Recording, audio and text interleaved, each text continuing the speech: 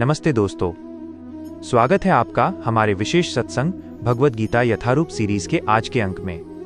मैं हूं राहुल और आज हम अध्याय 2 के उस महत्वपूर्ण मोड़ पर हैं जहां अर्जुन पूरी तरह शांत हो जाते हैं और भगवान कृष्ण अपनी दिव्य वाणी शुरू करने वाले हैं। पिछले दिनों हमने देखा कि कैसे अर्जुन अपने पारिवारिक मोह में फंसकर किंकर्तव्य विमूढ़ हो गए थे। आज हम श्लोक 9 और 10 के माध्यम से समझेंगे कि जब एक इंसान अपनी शक्ति के अहंकार को त्याग कर पूर्ण शरणागति स्वीकार करता है तब उसके जीवन में गीता का अमृत कैसे उतरता है। श्लोक 9। संजय उवाच एव मुक्त्वा ऋषिकेशम गुडाकेश परंतप न योत्स्य इति गोविंद मुक्त्वा तूष्णी बभूव हनाई। शब्द अर्थ संस्कृत से हिंदी। एव मुक्त्वा ऐसा कहकर, ऋषिकेशम इंद्रियों के स्वामी श्री कृष्ण से, गुडाकेश निद्रा को जीतने वाला अर्जुन, परंतप शत्रुओं को ताप देने वाला, न योत्स्य मैं युद्ध नहीं करूंगा, गोविंदम इंद्रियों को आनंद देने वाले, तूष्णी बभूव चुप या मौन हो गए। व्याख्या। संजय धृतराष्ट्र को बता रहे हैं कि अर्जुन जो अज्ञान की निद्रा को जीतने की क्षमता रखते हैं, उन्होंने अंततः भगवान कृष्ण से स्पष्ट कह दिया, हे गोविंद मैं युद्ध नहीं करूंगा। ये कहने के पश्चात वे शांत हो गए। यहाँ ऋषिकेश शब्द का प्रयोग बहुत गहरा है। इसका अर्थ है कि कृष्ण हमारी इंद्रियों के वास्तविक स्वामी हैं। अर्जुन अपनी इंद्रियों के वश में होकर दुखी थे, इसलिए उन्होंने असली स्वामी को सब कुछ सौंप दिया। जब इंसान कहता है कि मुझसे नहीं होगा, तब वो भगवान की शक्ति के लिए द्वार खोलता है।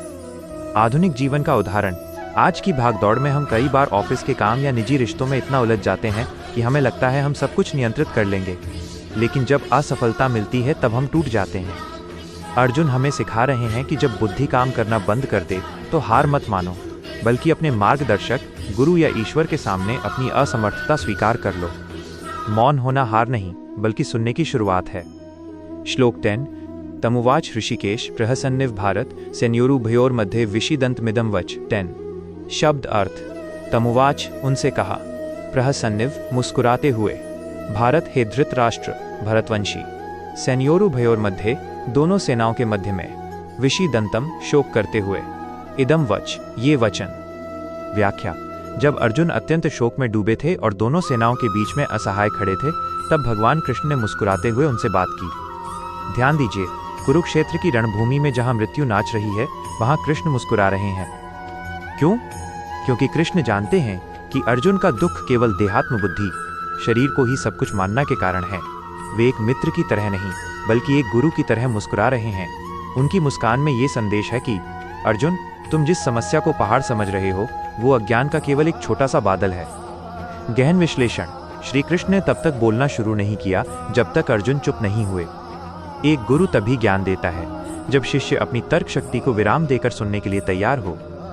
कृष्ण की मुस्कान आश्वासन है कि अब तुम सुरक्षित हाथों में हो। आधुनिक जीवन का उदाहरण सोचिए, एक छोटा बच्चा अपनी टूटी हुई खिलौना कार के लिए रो रहा है और उसके पिता मुस्कुरा रहे होते हैं। पिता इसलिए नहीं मुस्कुराते कि उन्हें बच्चे का दुख पसंद है, बल्कि इसलिए क्योंकि वे जानते हैं कि खिलौना ठीक किया जा सकता है या नया लाया जा सकता है। वैसे ही कृष्ण हमारे सांसारिक दुखों को देखकर मुस्कुराते हैं, क्योंकि उन्हें पता है कि हमारी आत्मा अमर है और ये समस्या क्षणिक है। आज के इन 2 श्लोकों से हमें 3 मुख्य बातें सीखनी चाहिए।